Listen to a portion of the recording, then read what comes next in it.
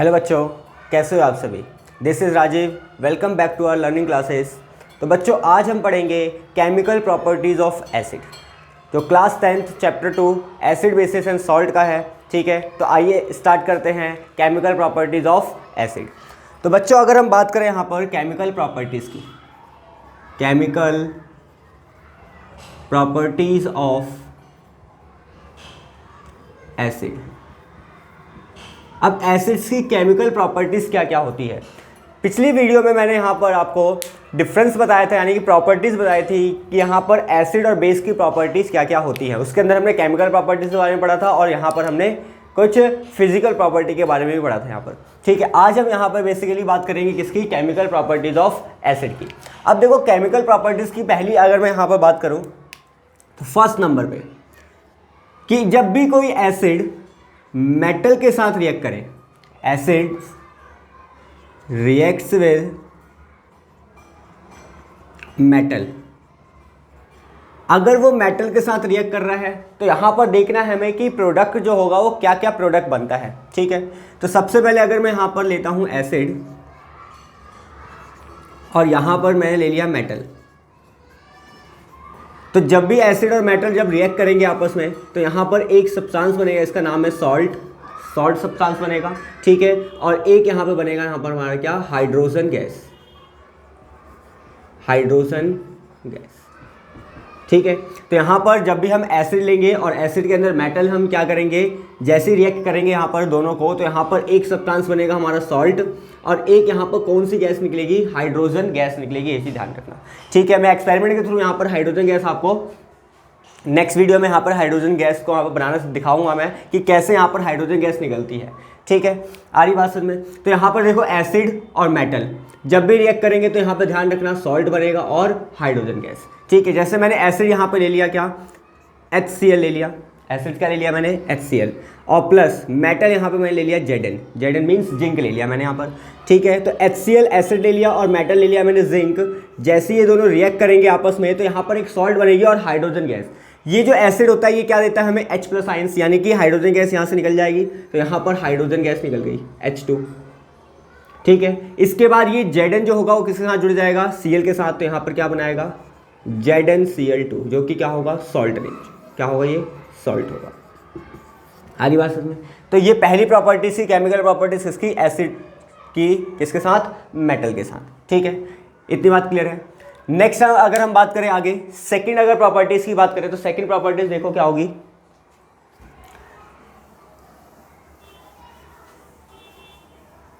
Second properties देखो। Second properties यहां पर एसिड कि किसके साथ करनी है हमें, acids react with metal carbonate, acids react with metal carbonate, यानी कि मेटल का कार्बोनेट लेना है। ठीक है, जो जनरली बेसिक नेचर का होता है। ठीक है, तो यहां पर एसिड्स को हमें किसके साथ करनी है, अब यहां पर मेटल के कार्बोनेट के साथ रिएक्शन करनी है। तो यहां पर देखो मैंने लिया यहां पर एसिड और यहाँ पर कोई भी मेटल का यहाँ पर क्या ले लिया मैंने, कार्बोनेट ले लिया, मेटल कार्बोनेट। तो एसिड और प्लस मेटल कार्बोनेट लिया मैंने यहाँ पर, तो क्या बनेगा, इधर एक तो बनेगा salt plus water plus carbon dioxide. ठीक है, तो यहाँ पर ये चीज़ ध्यान रखना कि जब हमने एसिड को मेटल के साथ किया था तो हाइड्रोजन गैस प्रोड्यूस हुई थी। ठीक है, लेकिन जब एसिड्स को मेटल के कार्बोनेट के साथ करेंगे तो क्या, कौन सी गैस मिलेगी, कार्बन डाइऑक्साइड। ठीक है, तो यहाँ पर एसिड मैंने ले लिया, सेम वही HCl ले लिया मैंने यहाँ पर। ठीक है, प्लस मेटल कार्बोनेट ले लिया मैंने यहाँ पर Na2CO3, HCl ले लिया Na2CO3, यानी कि एसिड और मेटल कार्बोनेट हो गया, ये सोडियम कार्बोनेट, सोडियम मेटल हो गया, मेटल का कार्बोनेट हो गया। इसके बाद यहाँ पर जो सॉल्ट बनेगा, ये Na है वो जुड़ जाएगा किसके साथ, Cl के साथ, क्या बनाएगा यहाँ पर NaCl, प्लस वाटर अब यहाँ से देखो H और यहाँ से O, तो यहाँ पर क्या आ जाएगा, H2O, वाटर आ जाएगा। और इसके बाद कार्बन डाइऑक्साइड क्या है यहाँ पर, CO2, तो यहाँ से CO2 आ जाएगा। ठीक है, तो ये चीज़ का ध्यान रखना कि जब भी हम एसिड को मेटल कार्बोनेट के साथ रिएक्ट करेंगे तो गैस कौन सी निकलेगी, कार्बन डाइऑक्साइड गैस निकलेगी। और अगर एसिड्स को हम रिएक्ट कर रहे हैं किसी साथ मेटल, खाली सिर्फ मेटल के साथ, तो वहाँ पर कौन सी गैस निकलेगी, हाइड्रोजन गैस निकलेगी। ठीक है, तो ये हमारी कौन सी रिएक्शन थी, दूसरी रिएक्शन थी एसिड की। थर्ड रिएक्शन देखो, थर्ड रिएक्शन की अगर बात करें,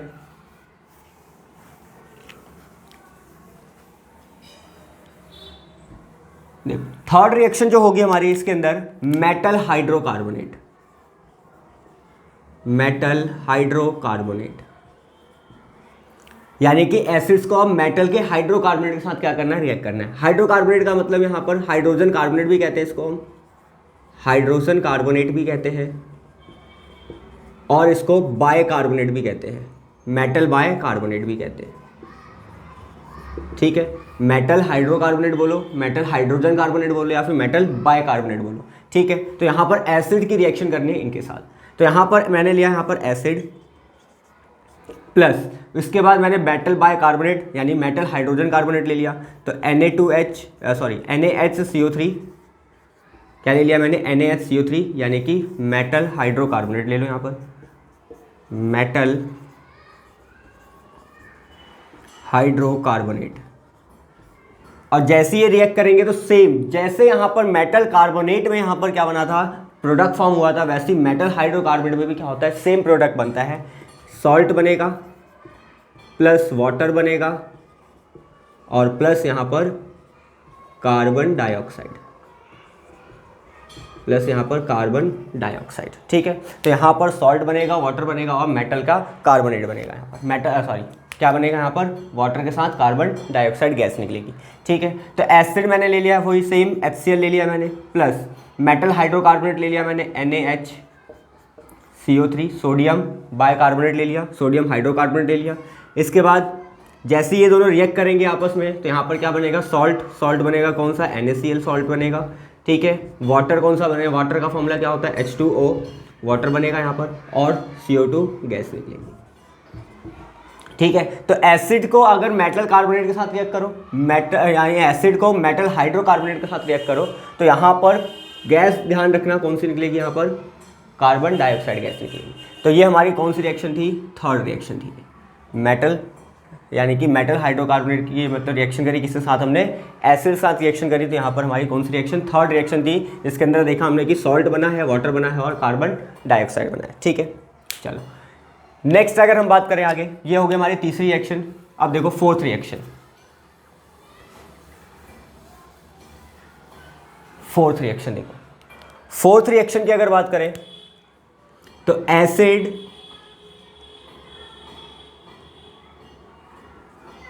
रिएक्ट्स विद बेस। एसिड अब किसके साथ रिएक्ट करेगा, बेस के साथ रिएक्ट करेगा। अब ठीक है, यहाँ पर हम बेस लेंगे और बेस यानी कि एसिड अब किसके साथ रिएक्ट करेगा, बेस के साथ रिएक्ट करेगा। ठीक है, तो यहाँ पर अगर एसिड लिया मैंने और यहाँ पर बेस लिया, तो एसिड और बेस जब आपस में मिलते हैं तो इस रिएक्शन को हम एक और नाम देते हैं, इसको बोलते हैं न्यूट्रलाइजेशन रिएक्शन,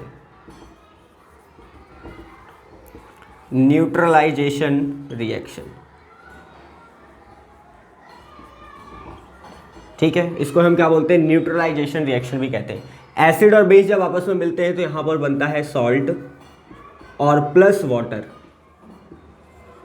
ठीक है, जब एसिड और बेस आपस में मिलते हैं तो यहाँ पे क्या बनता है, सॉल्ट और प्लस वाटर फॉर्म होता है। ठीक है, तो यहाँ पर मैंने एसिड ले लिया HCl, या इधर ऐसा काम करो H2SO4 ले लेते हैं, sulphuric acid, H2SO4 sulphuric acid ले लिया। बेस मैंने ले लिया यहाँ पर कौन सा, NaOH। ठीक है, दोनों ही दोनों यहाँ पर क्या है, स्ट्रॉन्ग, यहाँ पर दोनों स्ट्रॉन्ग है, ये भी स्ट्रॉन्ग एसिड है, ये भी स्ट्रॉन्ग बेस है। ठीक है, तो यहाँ पर क्या ले लिया मैंने, H2SO4 ले लिया, सल्फ्यूरिक एसिड, और उसके बाद मैंने क्या ले लिया, NaOH। ठीक है, सोडियम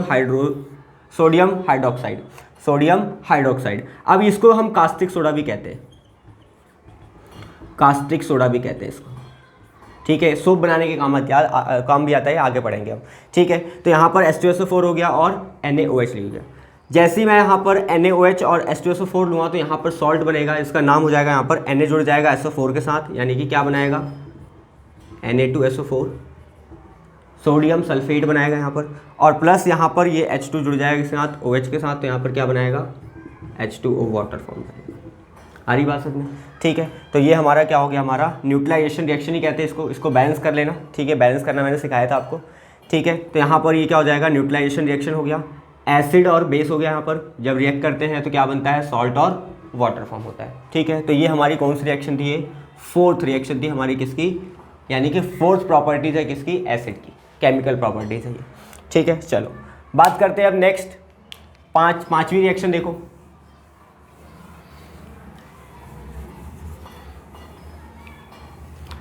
फिफ्थ रिएक्शन की अगर बात करूं मैं, पांचवी रिएक्शन क्या है कि एसिड को अब रिएक्ट करना है किसके साथ, एसिड्स रिएक्ट विद